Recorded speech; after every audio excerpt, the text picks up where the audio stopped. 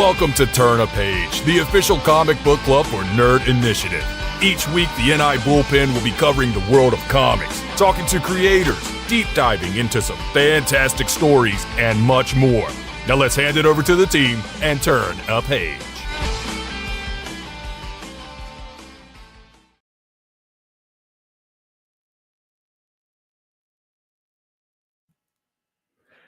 Hey. Whoa. This is Fragile, man. I got this. Okay. It's Tuesday night. You know what to do. It's 8 o'clock. You're signed in. Here we go. Welcome to Nerd Initiative's Turn a Page. All right. I really can't do this all that well. Just don't hurt small babies. Fair enough. It's Tuesday night, 8 p.m. Eastern Standard Time, and you are tuned in to Nerd Initiative streaming network on YouTube for another edition of Turn a Page, the official comic book club for Nerd Initiative. What is going on? My name is Ken M. You know me as the host of the ODPH podcast. I'm also Nerd Initiative editor-in-chief. To my left, you're right at home. It's in his contract. He does his own intro. I'm not making any more hand gestures. Cause we're talking Power Rangers, but coming at you live and direct straight from the ODPH studios. My name is Off the Cuff Tom, Nerd Initiative's pop culture connoisseur. Ken, Kim, Aisha, Billy, Tommy, Adam, Rocky, and Matt, Zordon, and Alpha 5. Always a pleasure. Absolutely. We have a great story to talk to you about this week because we say it every week, but honestly, this is the great thing about being a comic fan in this era. There is so many amazing books out that you can go pick up at the comic shops each and every week now, and it's growing more and more. But there's one in particular that is coming out tomorrow from our good friends over at Boom Studios. Boom. And it is the conclusion of arguably one of the greatest Power Rangers stories of all time. Yes. It's an instant classic. If you want the definition of it, that is what you get with The Darkest Hour. So dark. And it lives up to the hype. If you haven't been reading it for whatever reason, I'm even going to spoil the ending for Tom because this is his pick of the week here. That's it. It's right there. And if you haven't been checking this series out, you absolutely need to go make sure to do this because this is a monumental event in the world of Power Rangers. It is. And we thought for tonight, why don't we go back to where it all began? You don't know where you're going until you know where you've been. With the kickoff of one of the best creative runs they've ever had in Power Rangers, and that's Melissa Flores and Simona di Gianfelice. They took over the book after Ryan Parrott's epic 6-year run. 6 year. Well, I mean, we're going to year 7, so 6 years. He came on right around in Go-Go and then came into the main series, and then we had the split of the Mighty Morphin and Power Rangers line. But let's give just Power Rangers and Boom Studios a big, huge flowers, a little round of applause for them for making it to 100 to begin with, and then continuing past that. I mean, that is a testament, especially in modern comic book telling. Oh, absolutely. To get there this far, and especially with how they set this all up to come together, because at the time they split up the books. We had Power Rangers and we had Mighty Morphin. And let's not also forget all the fantastic work that Kyle's done and Ryan and our friend Matt. And I mean, just everybody in general that's been related to this franchise. I personally can't thank you enough. And we've all met in person, and I love you guys. No, they're absolutely amazing. Kyle Higgins, Matt Groom, Ryan Parrott. I mean, the list goes on and on. Like everybody who's been involved with this franchise has really taken up a notch. And when Melissa took over with Simona, they just carved their own spot in the Mount Rushmore of Power Rangers. Very much so. So tonight, like we said, we're going to be talking about Mighty Morphin Power Rangers 101 from Boom Studios. But before we get into it, just a quick homework assignment. Wherever you're watching us from, first and foremost, thank you for checking us out. Make sure to head over to Nerd Initiative YouTube and follow the checklist that's here because it's very important. We do exclusive content on the YouTube channel alone. So you want to make sure you hit the subscribe button wherever you're at. Make sure you hit that. The link will be up in the QR code in just a second. Click the bell notification so you don't miss anything when it goes live, because we have a lot of content coming your way at the home of pop culture positivity. And make sure to tap that thumbs up to let our boss Michael know that you love what you're seeing here on Nerd Initiative. We love the boss. Absolutely. Wait, are we talking Springsteen or Robin? We're talking the superhero talk. But we came in to talk some Power Rangers, so definitely super chat, throw your most favorite Power Ranger in the chat. Let's get that conversation rolling because we want to get into this book, and it is a hell of a book too. Like we say, the cover is right there. The creative team, like I say, when they took over at this time too, there was a lot of, question marks going on because Ryan had written such an epic run. To hand it over, it couldn't go into any better hands than Melissa and Simona. I mean, Tom, why don't you talk us like the impact of this going in? Because we're going to give you our spoiler-free statements before we deep dive into this series. Well, we had everything going on as far as the Death Ranger storyline was concerned, and Ryan, very rarely in comic books do artists, writers get a chance to go out on their own accord in a run. So Ryan really did issue 100 as a swan song, and that is a masterpiece. Like if they ever do an extended version or a hardback version, that will be on my shelf. Now, for those of you guys who might not be aware of, believe it or not, Melissa actually came from a background of Power Rangers, not just as a writer, but she was also the producer of Power Rangers Hyperforce. She has the bona fides even before she put pen to paper. So she knew what she was getting into, but this was also a franchise that she loved. And you can see it as a testament of everything she's done since then. Oh, absolutely. Like I say, Melissa is just one of the best writers in the game right now. The Dead Lucky, if you are not familiar, you need to get familiar with. One of the best books out, and obviously a cornerstone of the Massiverse, comics' most exciting line. Just putting it out there. Yeah. But we're particular, let's be honest. Oh, we are, but for right so, because obviously this is a fantastic work coming out. And going right into the series, like I say, spoiler-free statement, this really set the tone for what you were going to get out of this whole entire run. That it came out with a big swing for the fences and hit right out the gate. Oh, yeah. There was no question about, would this, be like a slow start? No. Melissa and Simona and the team really wanted to set a high tempo. And literally by the time you get to the last page of this book, you're going, Mommy. we're not playing around. Mommy. Yeah. I'm going mommy. I mean, sometimes that's the only thing you can say, because honestly, when this all kicks in, and we're going to say, it is just one you put down, you're like, where are we going from here? Because this really is stepping on the mythos. It's really kind of evolving into something special. Stepping on the mythos. I like that, considering the fact that we did just come off the fact that now we have a White Ranger and a Green Ranger, both Matt and Tommy. Now, this isn't Matt's version, but thanks, Hasbro. And nor is this. Never mind. Yeah. We're not going to get into toys. We can talk that on another show. Yes. But either way, Melissa did such a great job running with what they had and then putting her own mark on it. And it's an indelible mark. And then there are things that we have seen, not just in 101, but since then, leading up to tomorrow's book, that will definitely live on with me. And this is the tip of the iceberg here. Oh, absolutely. So we're going to get into it. And right out the gate, we get this opening sequence with Zordon. Now, Tom, why don't you kind of walk us through this? Throwback galore. Like, seriously, we go back to where the Day of the Dumpster started from. We've never gotten, at least to my knowledge, have never seen when Rita was put in the dumpster in the comic universe. I mean, mind you, there's been so many hundreds of comics already, literally, not just counting the Mighty Morphin line. But to see the Silver Guardian and the Silver and the Bronze Guardian, I don't think Zed wasn't in it at this point. Mm-hmm. But the fact that we got to see that, but what it led into was that Zordon dreams. Yeah. That says a lot to Zordon's character right there. Because we've always thought of him as, holy God, Godfather in the tube. Mm-hmm. Not that he's a sentient living being in one regard. Yeah, it's just kind of interesting to see this side of Zordon out the gate, and especially to see that interaction with a dark force interacting with him. Yes. And it's one that we see the beginning with Rita and how her story begins. And you actually see Zordon having a nightmare, which is something that we're not used to. I mean, that opening panel right here, what Simona did in the command center and just Zordon screaming just to wake up. I mean, that is something that you just don't see in the Power Rangers universe. No, Zordon is infallible. Right. Unless you're Andros's Spiral Saber. Hi, Chris. Yes. But when you start seeing this play out and Alpha's trying to sit there and kind of piece everything together, Zordon's trying to put on the game face of, like nothing's wrong and everything's okay. But really, just from the 3 opening pages, something is not right. 22 pages long. And by page 3, we're like, we got this. Yeah. And you are hooked. Oh, yeah. It just instantly locks you in.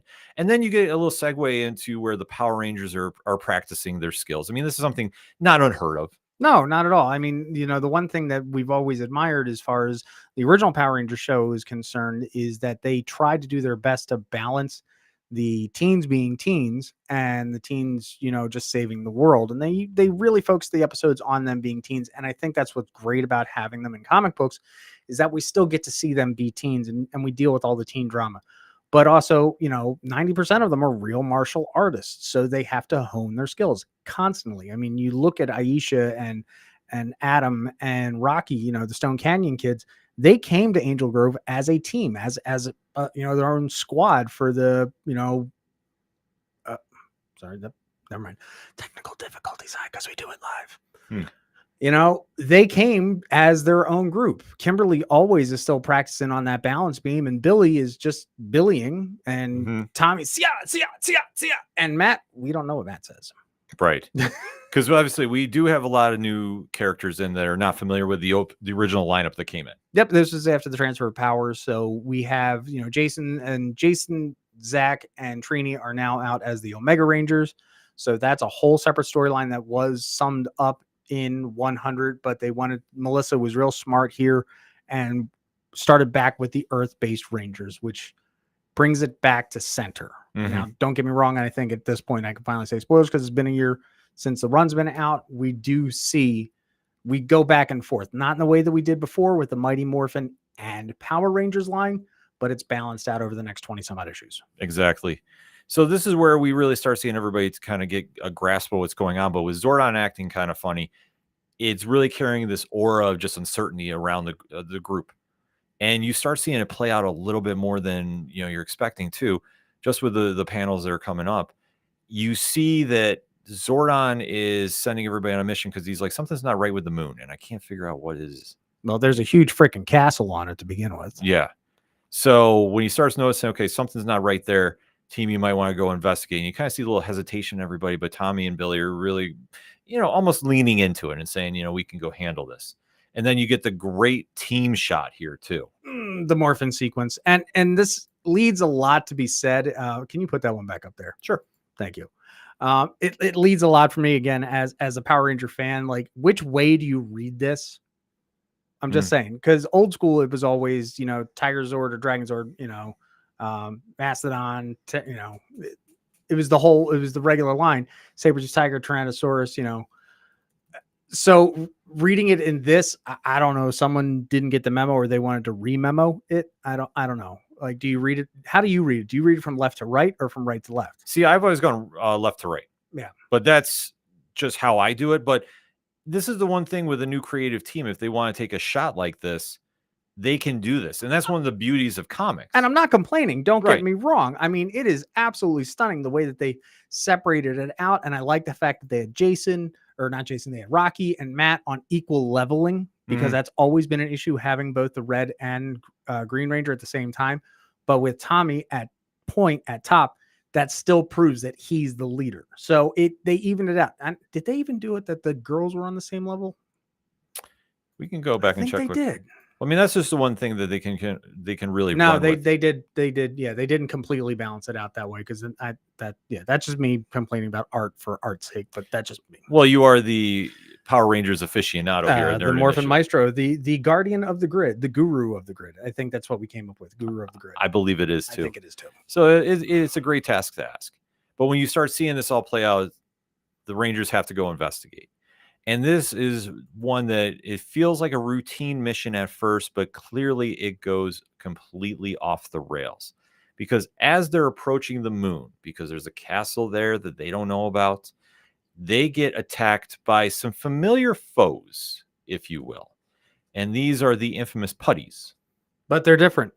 How so? They're thralls. They're chaos powered. They're dark specter powered putties. So they're all sorts of messed up. But hold on, before we get to that, we've got a new Dragon Zord mode. We do. We do have a new Dragon Zord. Dragon Zord in flying mode. I mean, look at that. Now, with everything that Grace and Billy did back at the Promethea, again, go read other books. They redesigned the Dragon Zord. It's not very Godzilla. I can't move this way because you can't. Oh wait, yeah. See, I'm not all this. Little tiny arms and little head on my head. He's more, hey, how you doing? I'm gonna kick his ass. Yeah. But it plays out to what's going in, but it also sets up just something new, because like I said, when the putties have the dark magic in them, they seem more ravenous. and more violent. And this is something that throws the teens off. So off. Because we've seen this. I mean, it's a trademark staple of the TV show from the 90s. You see, the great action back and forth, but you've never seen them attack and be this feral. Yeah, and they're also not even like Z putties. They're some completely different breed of putty. And again, that is the whole idea of I'm putting my mark on this story. Mm-hmm. There you go. And that's something that with the creative team taking over, they really wanted to make a splash like this. And I think they fully did. I mean, that's the thing about this, that we start out very small. You have the putties who have always just kind of been disposable characters to a degree. Yep. And now you give this new element to them. Very big. And it's something that really plays into setting the tone for what is happening here. Because when the Dragon Zord crashes, everybody comes to, a realization of like something's wrong. But then you have probably one of the more bold panels, and it's subtle. And you have a certain henchman of Lord Zed screaming for help. Tom, henchman is the wrong word. How would you use? He is a lieutenant. Oh, fair enough. He absolutely is lieutenant. You could even say general at some points. In history, you always refer to the main bad guy as the main bad guy, and usually their second in command is their general and or lieutenant. Thank you very much. Anyhow, Goldar's losing his shit. Mm-hmm. Goldar never does. Goldar pulls you into the dark dimension to mess you up. But if Goldar's being messed up, something's going down, just to say the least. So that something big's going on. We get the power blaster and that goes off. Although I know that there's been some designs that have incorporated the Dragon Dagger. I'm just saying I'm going to blame Grace on this one. Well, you can definitely do it. But when you see the scream for help, that is definitely throwing something off. And you do see, like they say, the great action shot. And I love how Mickey's put in the chat, we do need a big budget animated movie for Power Rangers. Who else in the chat wants to see that? I'm still okay with having Velveeta Goldar. Just saying, I was fine with it. Hey, it works. It works. Like I say, you gotta get those henchmen some screen time. Well, at that movie, yeah, Dad absolutely was a henchman. Yeah, thank you. I'll give you that. So that said, you start seeing the Rangers are going on the attack, and still there's just that uneasy tension that's going on because they're walking into it, and when you have one of your worst enemies asking you for help, it's a moment that really throws everything off. Help me, Rangers, help me. Well, I don't know what I'm doing. Because of the years of them fighting, to see this flip, and this isn't one that they kind of think they're walking into a trap. This is one that they're really sitting there going, something's not right if he's asking for this much help. Like, this is where we have to kind of piece this together and figure out, okay, where do we go from here? And it's a lot for them to process too, because like I say, Billy's on there and he's just sitting there just trying to assess everything. Tommy's a little more like, let's go. And you start seeing them butting heads a little bit. Mm-hmm. And this is something that is carrying through because for a mission that they have to be precise with. Oh, yeah. They are not coming off very crisp. And I think that comes off the fact that, everything that went down with Death Ranger in the last few issues leading up to this, Tommy is very much the best defense is a great offense. Mm-hmm. And Billy is always the tactician any day. Yeah. So that really leads into the tension that we'll see in this book and many more. Mm-hmm. It has a very cool Cyclops, Wolverine, X-Men 97 vibe. Oh man, but they don't have. But at least you don't see Billy with the little, frame petting it for Kimberly. Yet it won't. But you do see them go charging into action, and you do have another great action sequence that plays out. And it really kind of sets a tempo for like the threat at hand, because even the Rangers are sitting there just commenting about how these are not the same putties they've had to face. Nope. And it's like I say, it's a little detail, but it keeps coming back. And I like how Melissa sets this up, because you're still walking through with them like you're part of the team, and you're seeing that I'm just knocking stuff over. But it's also how they're getting fragile. They're getting knocked down as well, because they have to deal with these new super putties.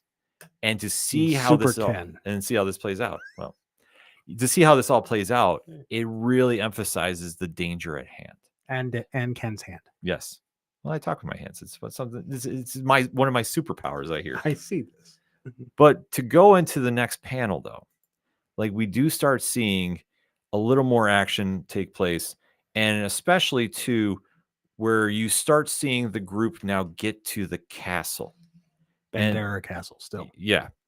And this is one that, like I say, Goldar's face here just completely steals the show, because for him to be screaming and acting like that, that's a true testament of what is lying at hand. And it's something that really plays into it. Just have an alpha. Fair enough. Okay, but okay. One thing I've always loved about this, Finster is so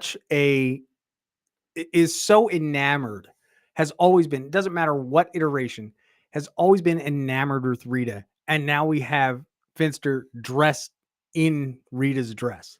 Like, how cool is that? Like, I know you have issues, bud, but my God, it's like, it's, it wears the it's one of those. It's to that level. It wears the lotion or gets the water, Yeah. It's the skin suit. It's one that's definitely unique, to say the least. Yeah. And to see how this is all going too, like I say, with Finster, it's one that it kind of almost has a horror feel. Yeah. Oh yeah, absolutely. Like you're leading up to it and it's a little campy and I like that. But then what we get is the monster inside the castle. Cool. Like it feels like very easy Power Rangers, but with as much heft that we have going into it, to have the evil royal throne attack. Oh, I mean, it's something that just completely plays into what is going on here, because obviously with the new threats at hand, you need to have somebody that kind of gives that challenge right there with the royal throny too. And Again, it was great. It was drawn well. It looked funny, but yeah, like we could have got something else.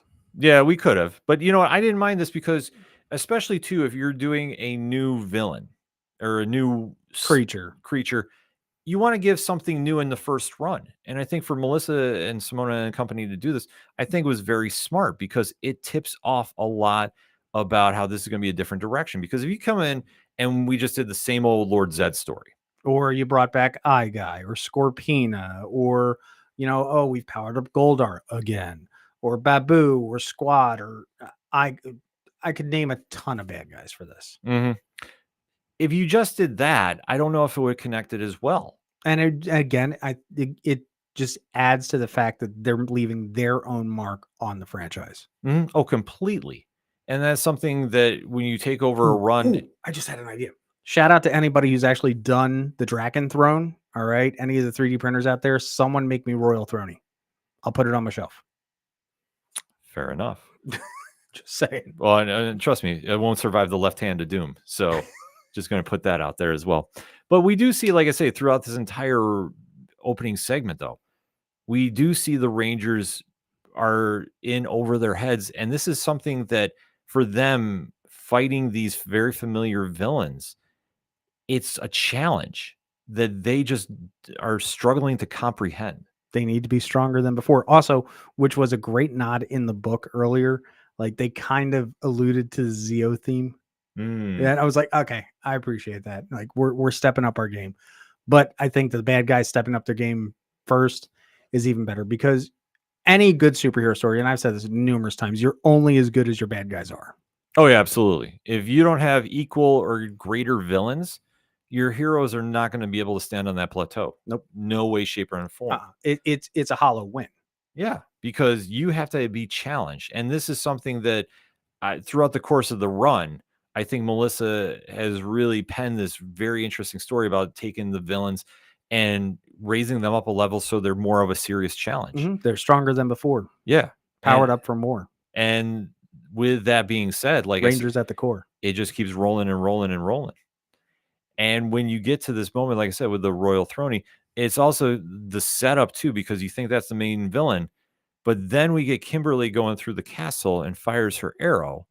And then where it lands, I mean, this whole scene right here, Zed on the ground, beaten.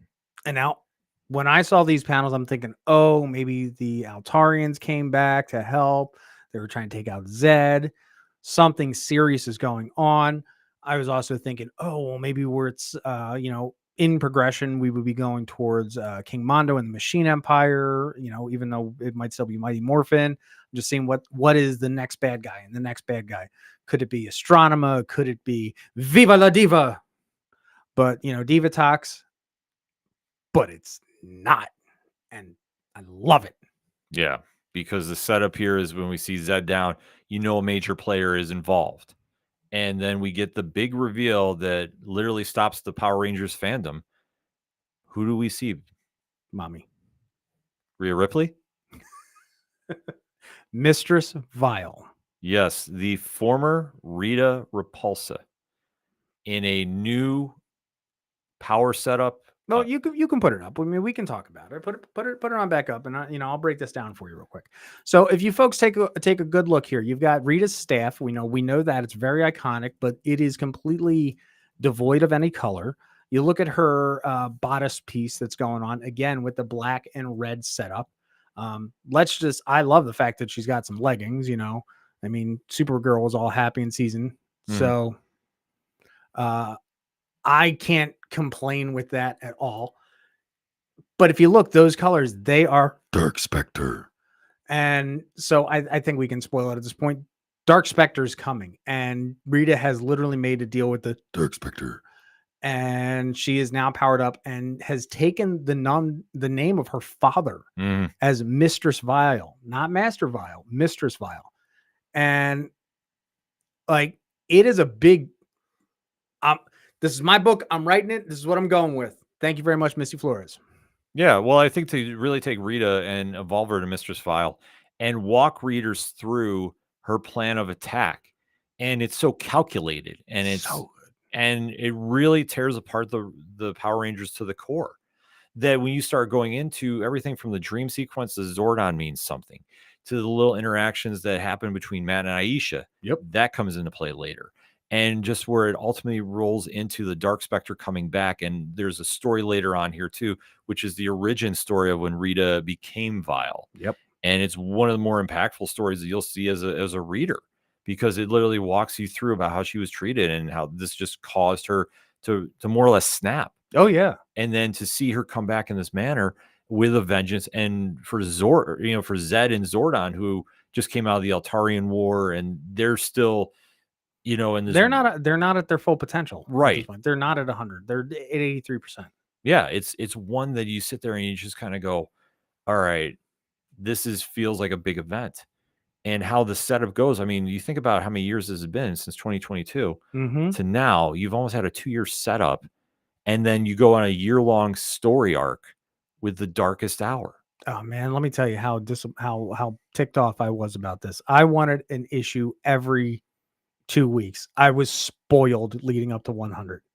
Oh yeah, I was totally spoiled. So I'm like, you can give me the next issue. But that's something that when we talk about doing these epic stories, and we don't really see that too much in comics too, which I like the approach about it very much, because we're so used to having, like, for example, when the X-Men do a story, and it was like almost like every week a new issue came out. And yeah, it's great to go through those stories, but to kind of savor and let the moment sink in, I thought how they set this up was perfect, because it let the fans really get involved with this story. And then now you kind of go and you start processing about like every single detail. So when it starts raining down on the Rangers, you really start feeling that connection that, okay, this is it. This is the end. And when this takes place, you can really kind of start having a sympathy. Like, this feels like just a monumental event. Oh yeah. It's huge. And where we're going with this is everything that you've got from now to, 121 that comes out tomorrow has just been ginormous. It's everything is done with such tact and poise. There is no low issue at all. And I highly recommend that when this comes out in trade paperback or hard copy, you go get it. I know that part of the, what was this series called? Darkest Hour? No, before it officially came, Darkest Hour. Mighty Morphin Power Rangers? Oh no! It had a thing with it. I can't remember. Recharged. Okay. This whole Recharged era. It really was. It has been a complete recharge of the franchise, and I love it. And then we go into the Darkest Hour, and I love that. And where we go next, I don't know where in the grid we're going to go, but I'm along for the ride. Whoever takes over the reins, whether Missy sticks on or they bring somebody else in or someone comes, I don't care. Just give me more.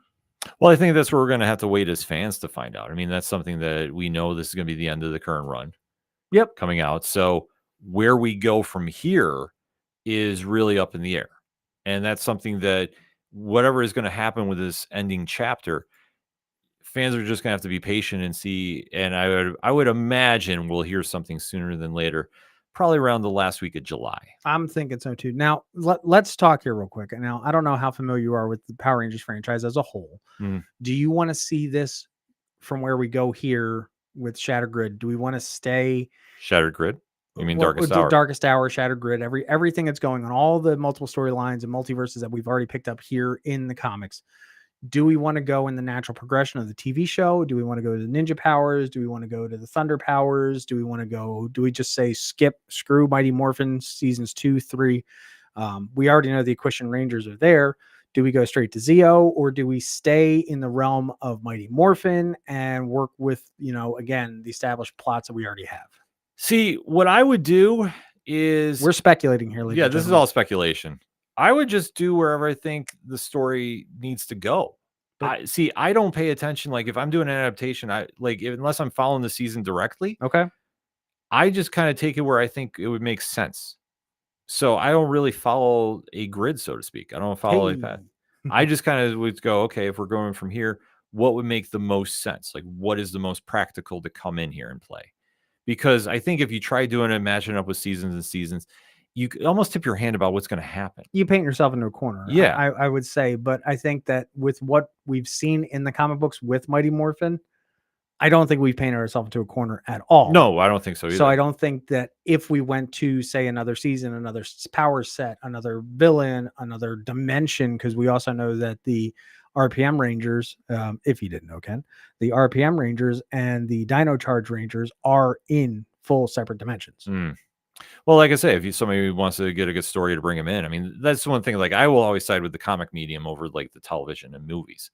It's just one of those areas where if you have a creative team on there and they have a great idea, I don't think they should be held back about following any specific blueprint unless they have to. And that's something that we've seen the creativity come through with this line. Omega Rangers, Solar Rangers, Draken Rangers. I mean, I wouldn't mind seeing Draken, a little more of that per se. You can't. I can always wish for time travel and such. That's on Monday nights. Yes.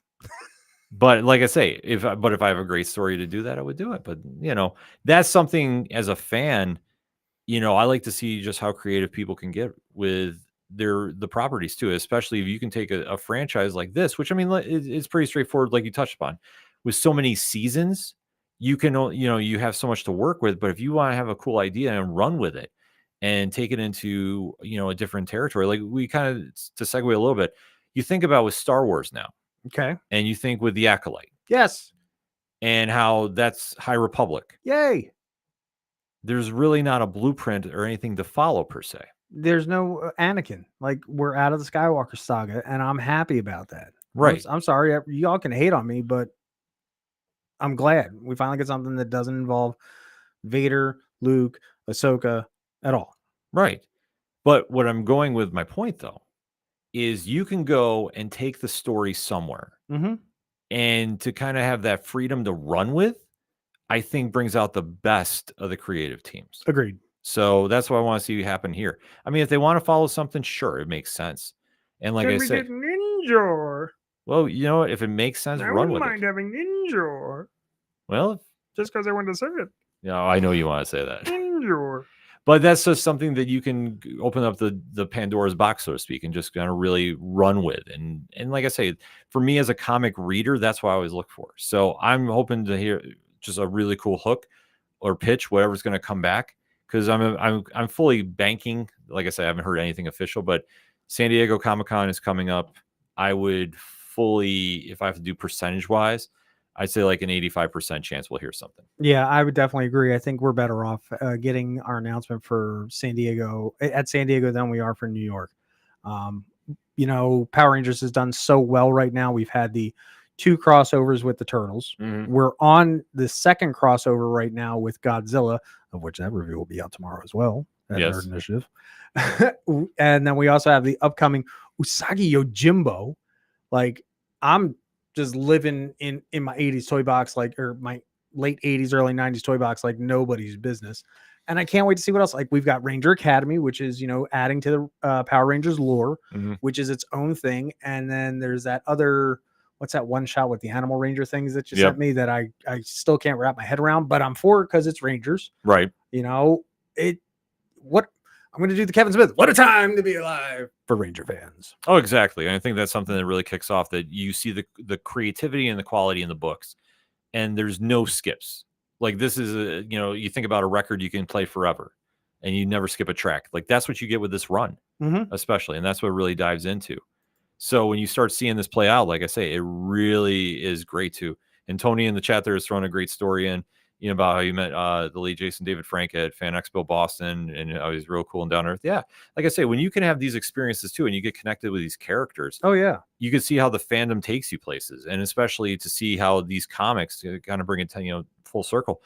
You see these moments, and they bring you back, and you want to see where they can go and do something different with, because if it's always the same old, it just doesn't connect. And one thing I do absolutely love that they've done so well is, I'm friendly with a few of the Ranger actors, and I've spoken to them, and some of them, their characters have been represented in this comic book run. I say, well, what do you think of your character, how they're doing? I was like, they got it perfect. They're right on point. So I'm just not going to say which Ranger actor it is who I chat with. Hi Karen. But she's absolutely right. The way that that Aisha's been portrayed, she is the heart of the team. And if you ever get the opportunity to meet Karen in real life, she is the exact same person in real life, and she's an absolutely wonderful person off the screen and on the panel page. That's awesome. So obviously we gave a lot of stuff that we liked about the book. If you're new to Turn a Page, we do break down stuff we didn't like. So Tom, why don't you kick us off? Was there anything you didn't like about this issue? No. Wow. One-word answer? Okay, Royal Throny. I'm sorry. It got me because it was cool and funny, but at the same time, with the level of gravitas that we were in at that moment, you took it down a few kicks. Okay, fair enough. Super chat. If you read this book, definitely throw in what did you love about this book? What did you not like about this book? I have to agree with you. I mean, there wasn't really anything I didn't like. Even Royal Throny, I didn't mind. Pacing was great too. Pacing was great. Melissa does a fantastic job about pacing out events going on in the books. 22 pages can either go really fast or it can go really slow, or it just felt like a natural progression. Like you could have probably taken in every page for a minute at a time, and you would have had a full episode. It was like a marathon race, because where you hand off a baton. Yep. Like, literally, we start with the Zordon, and that's a great one, and that instantly connects because you see the all-powerful Zordon is now scared. Yep. What causes that? Could you and you can hear in your head David Fielding's voice going, rrr, rrr, rrr, rrr, rrr. Yeah. Oh, completely. So when you start hearing that, you get a sense of the danger that's at hand, but you don't really know. And then when you see the Power Rangers fighting and, making all their, skills getting sharper. Yes. You do see the sense like there's the calm before the storm, and they're walking into it. And like I say, you have the, like the more playful moments, so to speak, where it's not taking it so serious. But once they get to the command center and hear about Zordon, everybody gets worried. Oh yeah. And then when they go to space, what they think is like a routine mission is anything but. Help me, Rangers. Yeah. I don't know. So when this all plays out, this builds up as they keep fighting, and when they see one of their henchmen / lieutenant enemies, lieutenant-emies. Yeah, lieutenant-emies. Let's keep that one. Yeah.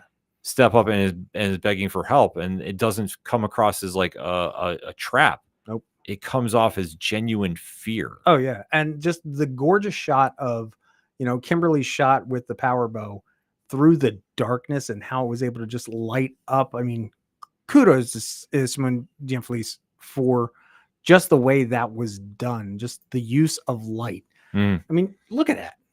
You knew something was going on in the background. And then even too, speaking of backgrounds, if you put up that last panel, there's something else in that background that we have not talked about, but it is something that is going to be very important in the next 20 issues. It's going to hold things together. Mm-hmm. Yes. And like I say, there's so many Easter eggs that are planted in this run too. Like I say, it's something that even if you're not into Power Rangers, you can get into because it's just a good book. It's a great book. Like that's the one thing about this entire run. And you start picking up on stuff like this that really hooks you in as a reader, and you wind up getting more involved in how Melissa paces everything out too. And I just wish I had it every other week. Yeah. Like I say, there really isn't anything too that I find too much fault in the run. Like honestly, it's like a record that you don't skip. Like every track is a hit, and really it just builds up to where we are going into tomorrow as we're recording on June 25th. It's going to be a crazy day at the comic shop, so we definitely will be having a lot to say on social media after the book drops. But before we talk about those books, let's give our ratings on this book. Exactly, that's where I was going. So chat, super chat, if you have read this book, throw your grades in from 1 to 10. So Tom, why don't you kick us off? It's a 9.3. It's the year the Power Rangers came out. That's what it's always going to be. Royal Throny, sorry man, you took the 7 points away. See, I know you're very, very critical about that. Yep. But that is what Tom does here, folks. Guru of the grid. Mm-hmm. So for me, I mean, obviously this had a lot of wind to it. And I think just especially establishing Rita as Mistress Vile and making a true threat, which now you keep saying, Mommy, I want to see her fight Rhea Ripley. This needs to happen. To see how the evolution happened here. How about Kayla Sparks? She is the Mighty Morphin Spice Ranger. We can discuss. I can make that happen. To see how Melissa, Simona, and the team really build this debut issue, and they want to come out and make a big splash out the gate, and they swing for the fences, and that's where we have. They really made sure to hit a great shot. They did. The only things that I kind of really take down a little bit, I do agree about the Royal Throny. Yeah, was it really necessary? Not per se, but it didn't take me out of the book. Yeah. But I thought it was just, if there's anything that's I would perceive as filler, maybe it's that. And I think that maybe they spent just a little too much time fighting the dark putties. I think, see, for me, that's where it kind of went with. And that's why we do this. We can agree to disagree. Yep. So that being said, this one is a must read. This one will hook you into the Power Rangers lore. If you know somebody that's kind of been on the fence about this, I would definitely recommend this book to it. This is a solid 9.1 for me, that I really think they did a great job about establishing the tone and tempo they wanted to do for this book. Very much. And for the story, because this is literally the road to the darkest hour. And you start seeing with each issue the slow peeling away of the breadcrumbs, so to speak, as Tom's doing. But I see the slow peeling away of the onion to where we get to the core, and you just can't help yourself. But just when you get to that final page, just going like, whoa, what just happened?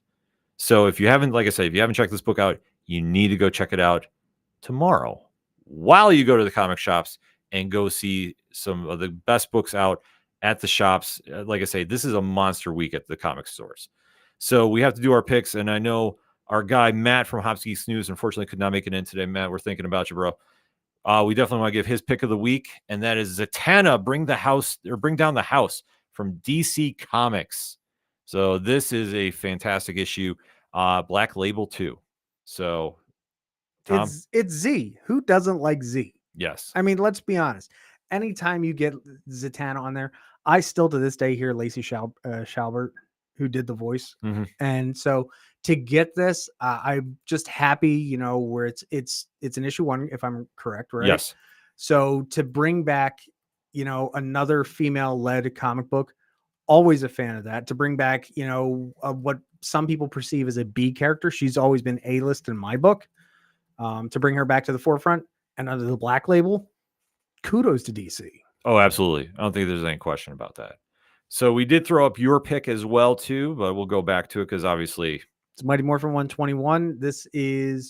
That cover speaks volumes once you know what is going on. I love you, Ken, but I really wish you would have put up the helmet cover. But my comic book guy knows that I want the helmet cover. He knows I want the foil cover, and I'm coming for you, man.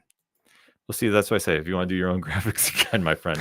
Nah. Yeah, I was going to say, you're welcome. Yep, I'm welcome. And then for my picks, This one is one of my favorite series out. If you're into a little murder mystery crime style like The Wire, set in comics' most exciting universe, this is your book. No One, number 9. This has been an absolutely insane story. Who is No One? Yes, which we're going to be coming to the end soon. So, Ooh.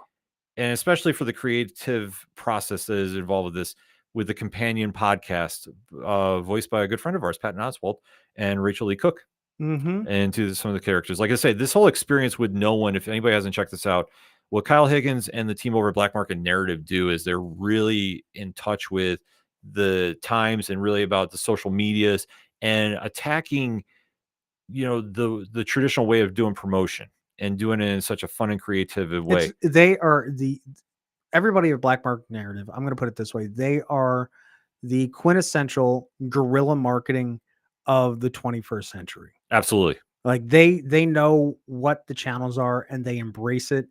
And if you're somehow out of the loop, tough. Yeah. Like with what they have lined up over the next month alone, it's super massive. Yes. Is one that you definitely want to get on board with too, especially Rogue Sun is back. So you want to go check that out. And then, obviously, if you know the Massiverse well, you know that there's a big event that is coming out in July. I can't wait. That is going to be one that we will definitely be chatting about. Very much so. And hopefully somebody will be on here or somebody's. Stay tuned. Putting it out there. ... Using my Zordon powers. But like always, though, if you want more comic book recommendations, there is only one place you need to make sure you have bookmarked, saved, however you need to reference it. And that is nerdinitiative.com. Because if you're new to the show, we love QR codes here at Nerd Initiative. We do. So right there, you can go check out every day. We are talking comics here at Nerd Initiative, but especially on Wednesdays, every 15 minutes until we stop talking about the best of the best of the week, starting at 9 a.m. Eastern Standard Time, which No One will be the leadoff book this week. Who? Exactly. So if you want to make sure you're picking up the right stuff at the shops, 9 a.m. Eastern Standard Time.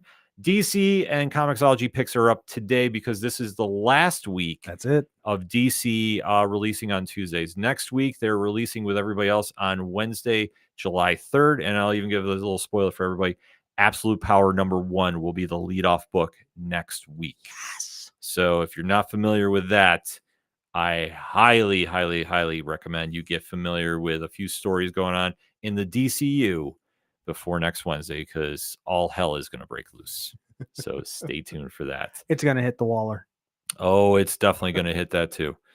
So, Tom, that being said, why don't you let everybody know what's going on with you, NITV Talk, and everything else? So you can find me here every single Monday night at 8 p.m. Same bad time, same bad channel for Nerd Initiative's TV Talk. And this week, I think we're just doing a quick little filler. We're going to do a little catch up. We're going to talk about a few other shows that are coming up. And then after that, I think we've all kind of come to the agreement. We're going to talk The Bear. Ooh, The Bear is coming back this week on FX. Yep. Great show if you have not checked it show. out. Yeah, if you haven't checked it out. Show has given me PTSD in a good way. Yeah, I could hear you on that. Working in the food industry, yes. Mm-hmm. That will definitely show you that. I know we said our guy could not make it in, but we definitely want to shout him out as well, and that is Matt, and obviously his tag team partner Lauren over at Hopsky Snooze. They're doing big episodes, big interviews coming the way too, so definitely excited to go check them out. If you're not subbed up to them, you definitely need to. Speaking of sub up, we definitely got to shout out Megan and Max in the chat too. Vigilante Vibes podcast. Great interview this week. So if you want to find out who they're talking to, and I know you do, you want to make sure you hit that QR code and don't miss a beat of what they are doing as well. I can't wait to go over to theirs another time. We had so much fun over there. I haven't been invited yet. Maybe one day I will. I'll get you the memo. I appreciate that. And then obviously, if you want to find out everything going on with the ODPH, it's simple. Click on the QR code. New episodes dropping left and right. And obviously, if we're talking... It's con season. We're talking con season. We have a lot lined up, especially going back to our home turf of New York Comic Con Express. So rest assured, we will have a lot to talk about in the upcoming months, especially when we're going to be doing the official Nerd Initiative NYCC preview show right here on Turn a Page in October. So definitely stay tuned for that. And especially, even a little spoiler, we are going to be doing the official San Diego Comic-Con preview show. Ooh, very nice. But when you're going to the cons, what is the one thing you definitely want to have when you go to the cons? you want to wear your nerd on your sleeve, right? Yes, because we have to make sure to appease our boss, Michael, that we are promoting. If you want to wear the coolest gear at the cons, you need to go click on that QR code, go support the Nerd Initiative brand, and wear some gear out into con season and beyond. I'm a pretty Vanna. Yep. Get a hat, get a cup, get whatever you need to make sure you're supporting the brand. And obviously tell everybody that you are there for the home of pop culture positivity. And then Thursday nights, obviously Wrestling Night Live, coming off the top rope, talking AEW, WWE. A lot is going on there. GCW, New Japan Pro Wrestling, and much, much more with Rich, Nick, and yours truly. So we definitely have a lot to say there. And if you're saying, well, whoa, that's a lot of stuff going on. Well, it's simple. We make it so easy for you. Hit that subscribe button right there on the QR code. That will take you to Nerd Initiative YouTube. Click on it. Make sure you hit that sub so you don't miss any of the content coming out. That's why you do the bell notifications, because there's a lot coming out. I wish I could actually divulge what is coming, but we're on double secret probation. I was going to say we have double secret probation, and I don't want to get reprimanded again by Mr. Superhero Talk for divulging too much. But let me just say this. We do exclusive content on the YouTube channel. So if you're not familiar, get familiar and make sure you hit that bell notification so you don't miss anything going on, and tap that thumbs up because we want to see more content from your favorite creators on there. We can make that happen, but we have to know that you want to see that. So that has been a lot to go through with obviously the home of pop culture positivity. Website has got stuff popping off left and right. We have articles happening all the time. It is just a wonderful time to be in the new era of nerd. And let's not forget NI Sports. NI Sports is coming right after the official Nerd Initiative news show hosted by Nick and Mickey.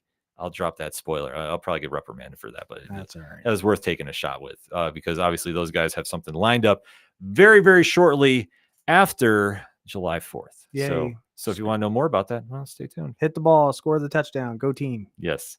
So that being said, obviously we want to say first and foremost, thank you for checking us out on another edition of Turn a Page, and we'll end it like we always do. When you're at the comic shop and you have a great issue in your hands, such as Mighty Morphin Power Rangers 101 from Boom Studios, and you see somebody struggling to find something at the shop, hand yours off to them. Tell them turn a page. We'll see you next week. I'm out.